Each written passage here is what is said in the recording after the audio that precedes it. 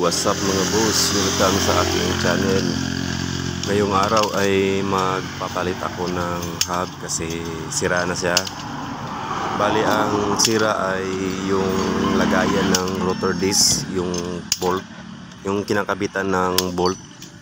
Kasi ano na siya, umaalog na siya, tapos stuck up na yung bolt niya. Hindi na siya nahihigpitan, saka hindi na rin siya maluwagan. Kahit pa gamitan ng impact rings, hindi na talaga siya nakatanggal. So ang dapat daw gawin yun, sabi ng taga-shop, ay anuhin na, iparinahin para matanggal yung stuck up na bolt, saka ano, palitan na ng ibang bolt, i-oversize na siya. Kaso nga lang, liliit na yung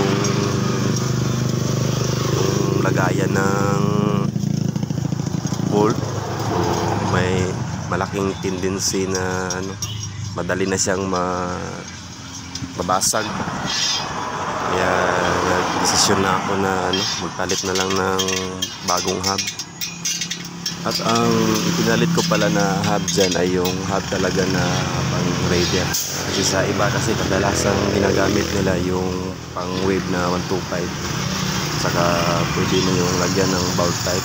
Ito kasi yung pinalit ko ay hindi siya pwede sa bowl type kasi sasayad siya sa ano, caliper. Kaya ito ang ginamit ko talaga na rotor disc dito is ano, flat lang siya na pang radial talaga, lighten. Kaya hindi siya sasayad sa bolt.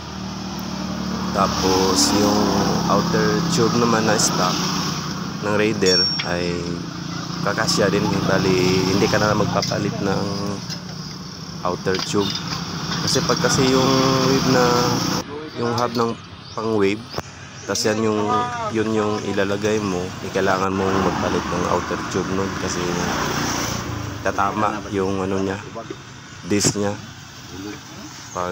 pag bowl type na yung ilalagay nyo. Kaya suggest ko, pag kaya nyo magpalit ng outer tube is yung pang radial na lang na hub na palit nyo, tapos bilhan nyo lang ng ano, wave rotor disc na pang radial rin, yung lighting maliliit.